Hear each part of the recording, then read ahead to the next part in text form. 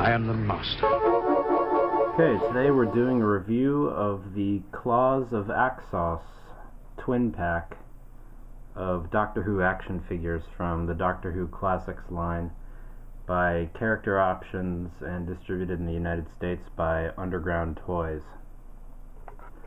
I was pretty excited to get this one. I joined the party a little bit late, so I've been playing catch up. Finally got the final figure in the first wave of Classic series, so I can now actually build the K1 robot. That should be arriving in the mail soon, but this one is a contemporary release. I guess the first thing I'll say is these figures are not cheap. They price out at about 20 bucks a piece. It's $40 about on average retail for the set. Once they're gone, I'm sure they'll be fetching much higher prices on eBay, but I didn't buy any to sell just for myself. I'm not going to keep these boxed up. That's not how I roll. So I'll be unpackaging these before your very eyes and giving my first impressions. I guess the first thing I'll say is a big thanks to Character Options and Underground Toys for putting out such a really spectacular line of action figures. As a long-standing fan of Doctor Who, having grown up watching the series on PBS, I never really thought we would see figures of this quality. The Daypole ones I thought were, pretty much as good as it was going to get. But these are really great. The first thing about this is the box is actually smaller than I thought it would be. Seeing the pictures online, I figured this would be a larger box, being a twin figure pack, but it's actually quite small. The first thing I noticed when I took it out of the box that it was mailed in is that it's the heft of it. It's actually, I weighed it on the kitchen scale, it's about 1 3/4 pounds. So it's got a heft and a feel of quality, probably a lot of it having to do with the size of the Axon figure that comes with the Roger Delgado Master, which is really the main reason why I bought this set. Box art wise, it's pretty consistent with the rest of the series. We've got a close-up of the, in my opinion, definitive master, Roger Delgado, along with the Axon here. The series in which he appeared, the Third Doctor time frame, 1970 to 1974. It's repeated on the sides, and then the back we get a nice summary of the episode from which this was taken, Claws of Axos, and a little bit of the background of the story. And actually in the background here we've also got, and I think this will be more obvious when I unbox it, kind of a background set that you can use as a backdrop for displaying the figures, or I've seen some people taking some really great photos, on Flickr, etc., to pose and display these figures. So inside here we've got the Roger Delgado Master and the Axon. Really, the only fault I have with the packaging is that I'm not really wild about the contemporary Doctor Who logo. I think it would have been nice to include either the kind of neon tubing Doctor Who logo from the 4th, 5th, and 6th Doctor periods, late 4th, or the even older school logo from the Pertwee, Baker, and earlier eras, to kind of distinguish this as a classic set. But this is picking that's, it's really, the packaging is pretty nice. They're very solidly packed in there, not going anywhere. So also I've been waiting for this figure to come out to unbox my John Pertwee and the Sea Devil from the Sea Devils box as well. I'm not going to really go into reviewing this figure in detail because it's been done before much better than I'm going to do probably with this one.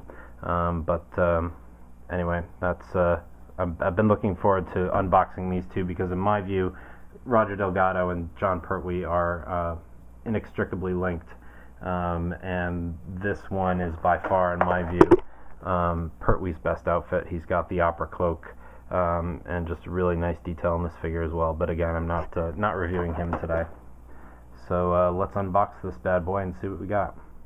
Okay, so after unboxing, the first thing I took out is the background piece of cardboard here.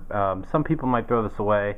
I'll probably hang on to it. I'm not really much of a diorama guy, but I think it might be cool to have on hand, maybe to take some pictures of. It's got a scene from the episode The Claws of Axos, and I've seen some people already taking pictures on the Doctor Who North America forum to good effect using this background. Certainly better than the back of your shelf. So pretty cool, a nice touch, and they actually made it so that it can easily be taken out. The Axon figure.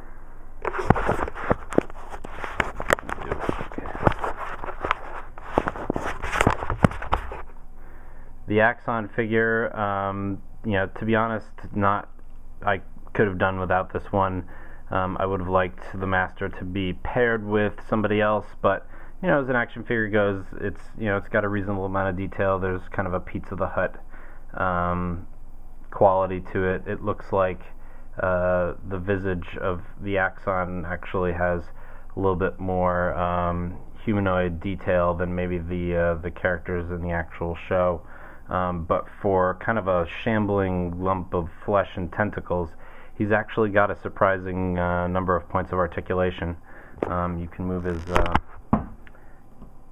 his hands; they turn like that.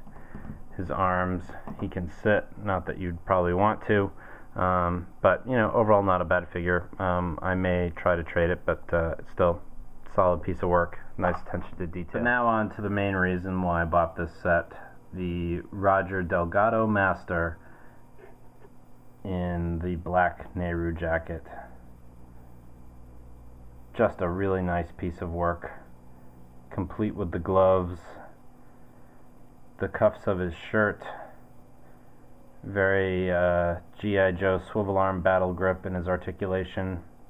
He's got the hole in one foot so that you can stand him on stands. Unfortunately, only the later Doctor Who characters have this, the figures rather. But just a really nice piece of work, even down to the details of the folds in the back of his Nehru jacket. Just a really nice looking figure. The Roger Delgado face itself is a very striking resemblance to the actual actor. A few people have mentioned some details where the paint is a little bit off in a couple places. It looks like maybe the left side of his goatee probably needs to be painted up a little bit higher. I'm not really much of a customizer, so I'll probably just leave that alone. But really just a great sculpt. He's got a little bit of a George Hamilton thing going on. His skin complexion is quite dark, even for Roger, who had a slightly darker complexion than most of the pasty white actors in Doctor Who. But still, this might have been a shade or two too dark for my liking. But again, it's picking such a small nit. I don't even really think it's worth mentioning. And as further proof that this is really not, it says ages 5+ on the box, but this really is not a kid's toy. And as further proof of that, that it's for collectors really. The accessories that come with these characters would be lost in about 3 seconds by my kid.